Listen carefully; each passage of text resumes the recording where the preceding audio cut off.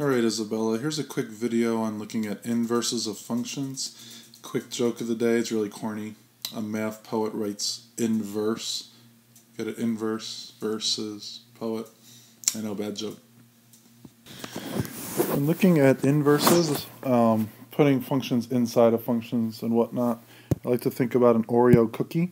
An Oreo cookie, you'll have an outside little chocolate shell and then the inside cream filling. I guess it's everyone's favorite cream filling. My wife actually just bought the pumpkin spice one. It's pretty good. Anyway, the reason why I think about this is when you're looking at, say, f of g of x, for instance, you could imagine the f being the outside part of the cookie, right? And the g would be the inside part of the cookie. So when you're putting one into another, you're going to get a completely different thing from the originals. Just like eating just the cream is going to taste different than eating just the outside chocolate cookie part. So here's the example that I sent via email. Let's say you have f of x is 2x plus 3, while g of x is negative x squared plus 1. Find f of g of x. Okay. The way to actually think about these is to write it as f of g of x like this. Essentially what you're going to do is you're going to take your f of x, so you have your 2x plus 3, and then inside of that x right here, you're going to put in the g of x part.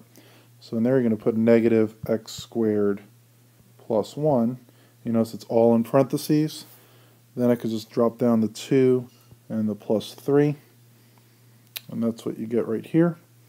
When you reduce it and factor it out, you'll get negative 2x squared plus 5.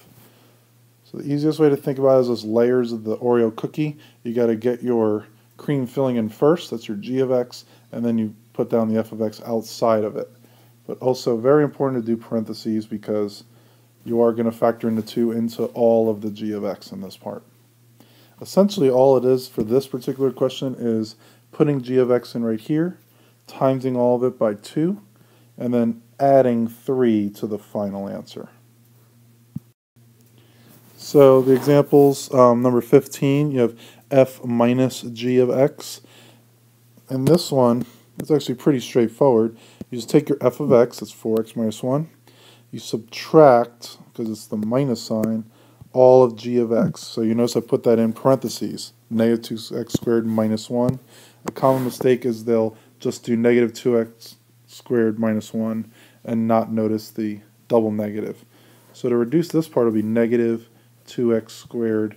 A negative times a negative will be plus 1.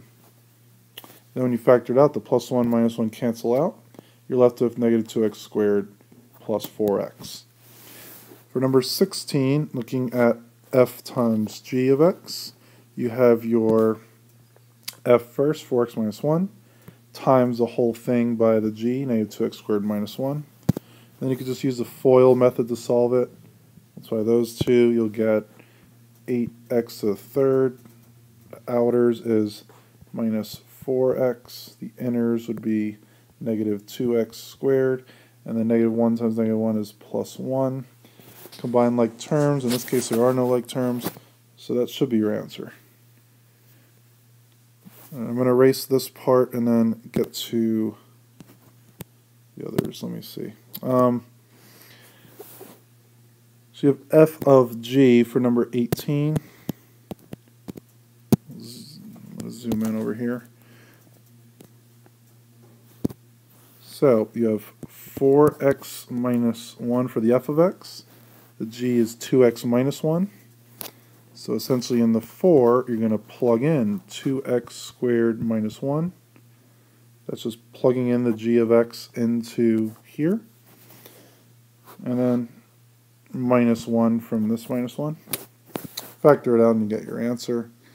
F of f for number 19 is the exact same thing. Just put in 4 parentheses, another 4x minus 1. So it'll be 4 parentheses 4x minus 1. And then don't forget the other minus 1 because that's all of the f of x. The domain, you just find all the values of x if you did h times f. So again, just plug it in. just like the Oreo cookie before, and then you should be able to find all the x values. Alright, now how does this relate to inverses? In this part it actually tells you to show that f of g of x equals x and g of f of x is x. If they're both equal to each other, then the inverse is true. So if you look at number 28, for example, it says f of x is 3x minus 2. What you want to do is switch the x and y's and then solve for x essentially. Switch x and y's, you get x equals 3y minus 2. Then you want to add 2 to both sides to get rid of the y. It'll be x minus 2 equals 3y. Divide by 3 on both sides to get rid of the 3. And then that's how you get to the same answer as it was before. So that's one way to think about it. You could also show the f of g of x, but it actually is a little bit more work doing it that way. And unless your teacher specifically says so, I would just flip the x and y. Alright, this last one, I'm not going to have time to do every one of these, but what I did on the right is I showed the number of values for domain and range. Remember, your domain is your x's. So you have -4, it's right here, all the way to 5. I'm going to do a hollow line for 5 because it's a parentheses. The bracket means a solid line. The range, again, you have brackets, so the range means -8. It's going to be a solid circle. 3 will be a solid circle. That's where all the possible values are, right? It also says x-intercepts, -2. That's right here. And 3 right there. Y-intercept is -2. Find the following if possible. The range and intercept of -3 times all of this. So essentially what you're going to do is stretch this out by a factor of -3. Okay? So you're looking for range, that's just looking at your y's. If you multiply it by -3, this times -3 is going to go way lower. It would be -24. And then the 3 times 3 more will be 9. So I think it stretches it out that way. Negative times a negative, though, might make it different, actually. So it'd actually be +24 here, -9. Okay. Domain and y-intercept of 2fx minus 1.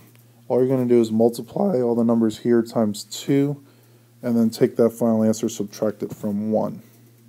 X-intercepts do the same thing, multiply by a factor of 2. Final answers, add 3. This one, it's a dilation of -1/2, and then just times it by -1 again.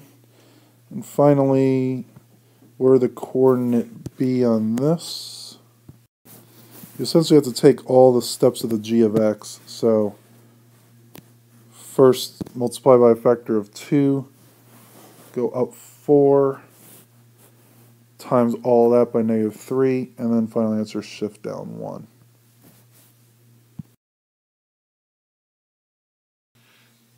Alright, Isabella, I hope that helped. If you have any other questions, feel free to send me an email. Hopefully next time try to send it before the day of the test. So if you're having trouble with one specific thing, make sure you email me ahead of time so we'll have adequate time to prepare. But best of luck.